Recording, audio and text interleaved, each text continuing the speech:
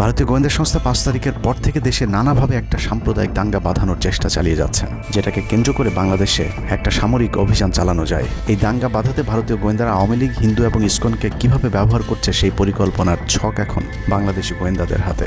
একটি গোয়েন্দা সংস্থা থেকে যেসব তথ্য আমার কাছে পৌঁছেছে তা রীতিমতো এই দেশের অস্তিত্বের জন্য হুমকি স্বরূপ। আওয়ামী লীগ, হিন্দু আর ভারতের এই চক্রান্ত যদি সঠিকভাবে মোকাবেলা করা না যায় তাহলে অচিরেই বাংলাদেশের অবস্থা হবে হায়দ্রাবাদের মতো।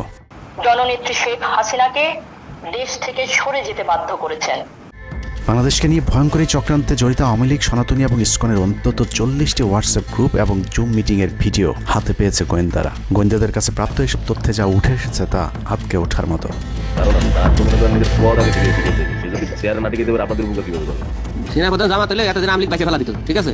এটা তো আমাদেরও আওয়ামী লীগেরও একটা গেম হতে পারে, বলা যায় জামা শিবিরের উপরে সব চাপা দিতে পারে, এটাও হতে পারে। এসব গ্রুপগুলোতে রীতিমতো বাংলাদেশের বিরুদ্ধে যুদ্ধের প্রস্তুতি চলছে। গ্রুপে তাদের সাথে সাবেক আওয়ামী লীগ সরকারের শীর্ষস্থানীয় নেতা থেকে বর্তমান সেনাবাহিনীতে চাকরিরত জেনারেল পর্যন্ত মাঝে মধ্যেই নাকি যোগ দিচ্ছেন। নানক ভাই থেকে শুরু করে আমাদের সুজিত দা, তারপর আরো অনেক টপ লেভেলের যারা মন্ত্রী, মিনিস্টার, প্রতিমন্ত্রী, তারপরে ইভেন কামাল ভাই। তো এখন বিষয়টা হচ্ছে যে ইভেন রাষ্ট্রপতির যে একেবারেই মানে কি বলে তার যে একেবারে মানে রাইট হ্যান্ড সচিব, উনিও আমাদের সাথে 2 দিন জয়েন করছেন। তো এখন ওনারা আসলে ভালো হইতো, যারা যারা আসেন আসলে ভালো হইতো। অনেক আমাদের এখানে প্রায় 12 থেকে 13 জন আপনার এমপি এসে কথা বলেছেন, যেটা আপনারা জানেন না।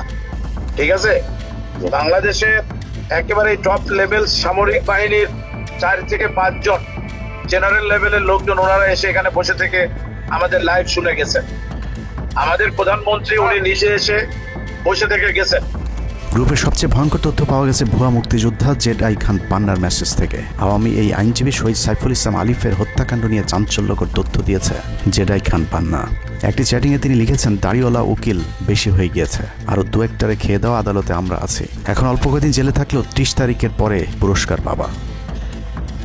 আরেকটি মেসেজে তিনি লিখেছেন, সুযোগ হাতছাড়া হয়েছে তোমাদের কারণে। কালকে সব হয়ে যেত। পরিকল্পনা ছিল কুপিয়ে মারার পর হিন্দুদের বাড়িতে হামলা হলে ভারত থেকে ট্রুপ চলে আসবে। ওরা যেহেতু হামলা করেনি, তোমাদেরই উচিত ছিল নিজেরা নিজেদের বাড়ি ঘরে আগুন দেওয়া। পেছনের ঘটনা বাদ দিয়ে 30 তারিখের পরিকল্পনায় মনোযোগী হও সবাই। শহীদ আলিফ হত্যাকাণ্ড নিয়ে আরেকজন লিখেছেন, কালকে আদালতে একটা লাশ পড়বে। হিন্দু ভাইদের পাশে আমাদের সবাইকে থাকতে হবে। ব্রিগেড মেজরের কমান্ড মেনে চলতে হবে। 30 তারিখের কর্মসূচি নিয়ে গ্রুপটিতে সশস্ত্র যুদ্ধের মাধ্যমে দেশ দখলের ভয়ঙ্কর সব আলোচনা করার ভিডিও হাতে এসেছে আমাদের। তারা বাংলাদেশ অস্ত্রগুলি আছে, এই অস্ত্রগুলি কোথায় আছে আমার কাছে অলরেডি খবর আছে। আমি নিউজ দিচ্ছি গোয়েন্দাদের মাধ্যমে।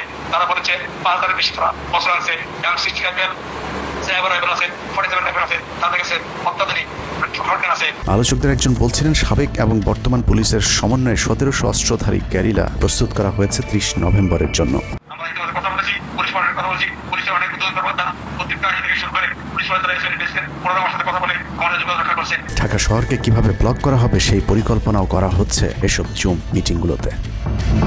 আমাদের কাজ হলো আব্দুল্লাহপুর, কাবুলাপুর, আশুলিয়া, টঙ্গী আছে, আমরা উত্তরা ওইটা একটা ব্লক করে দিবেন, তাহলে আমরা খুব সহজেই আমাদের কাজ সফলতা পাবো। সশস্ত্র যুদ্ধের জন্য পুরো দেশকে মোট 10টি বিভাগে বিভক্ত করা হয়েছে, যেখানে একজন করে ব্রিগেড মেজর নিয়োগ দেওয়া হয়েছে, যাদের সবাই দেশেই অবস্থান করছেন। এর মধ্যে গ্রুপে প্রাপ্ত জেডআই খান পান্নার নম্বরটিতে মেসেজ পাঠানো হলে মুহূর্তেই সাড়া দেন তিনি। কল করতেই গড় গড় করে সবকিছু স্বীকার করেন। জেডআই খান পান্না, জি আমি তাই।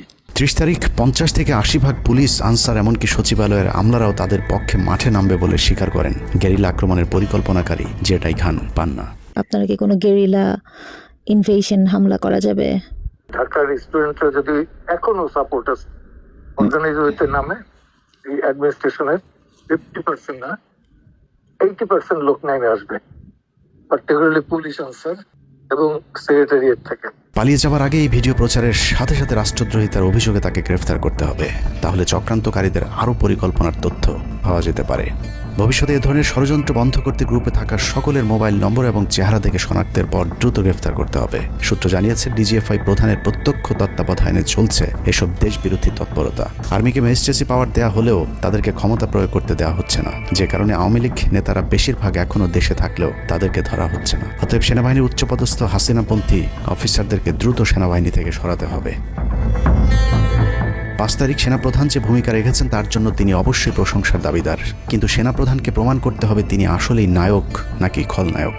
5 তারিখের পরেও সেনাবাহিনীর গুরুত্বপূর্ণ পদগুলোতে রদবদল না করা এবং গুম খুনের সাথে জড়িত অফিসারদের বিরুদ্ধে কোনো ব্যবস্থা না নেওয়া সহ বিডিআর হত্যাকাণ্ডের বিষয়ে দৃশ্যমান কোনো পদক্ষেপ না নেওয়া খুবই সন্দেহজনক। সূত্র জানিয়েছে সেনাপ্রধানের স্ত্রীর সাথে প্রতিনিয়ত শেখ হাসিনার যোগাযোগ রয়েছে। অতএব সেনাপ্রধানকে দ্রুত তার অবস্থান পরিষ্কার করে সেনাবাহিনীর গুরুত্বপূর্ণ পদগুলোতে নতুন করে নিয়োগ দিতে হবে। সেনাবাহিনীর জুনিয়র এবং মধ্যম সারির অফিসার এবং সৈনিকদের সবসময় দেশের স্বার্থে যুদ্ধের জন্য প্রস্তুত থাকতে হবে। মনে রাখতে হবে সেনাবাহিনী আমাদের আস্থার প্রতীক। সিনিয়র অফিসারদের দেশবিরোধী আদেশ এলে সৈনিকদেরকে নিয়ে তাদেরকে প্রতিহত করতে হবে। মনে রাখতে হবে সংখ্যায় আপনাদের মতো দেশপ্রেমিকদের সংখ্যাই এখনও সেনাবাহিনীতে বেশি। দেশের যে কোনো প্রয়োজনে সেনাবাহিনী যদি জনগণকে ডাক দেয় তাহলে এ দেশের প্রতিটি মানুষ জীবন দেওয়ার জন্য প্রস্তুত রয়েছে।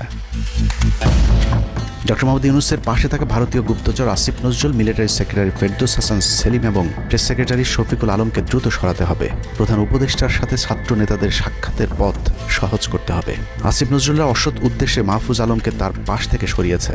অতএব যত দ্রুত সম্ভব মাহফুজ আলমকে আবারও বিশেষ সহকারীর পদে ফিরিয়ে আনতে হবে। গুরুত্বপূর্ণ যে কোনো সিদ্ধান্তের ক্ষেত্রে নাহিদ এবং আসিফদের মতামত প্রধান উপদেষ্টাকে গুরুত্বের সাথে নিতে হবে। জেডাই খান পান্নাদের ষড়যন্ত্র এবার সফল না হলেও এই ষড়যন্ত্র চলতেই থাকবে। বাংলাদেশের প্রতিটি মানুষকে চোখ কান খোলা রাখতে হবে, মনে রাখতে হবে শত্রু আপনাদের ঘরের কোণেই।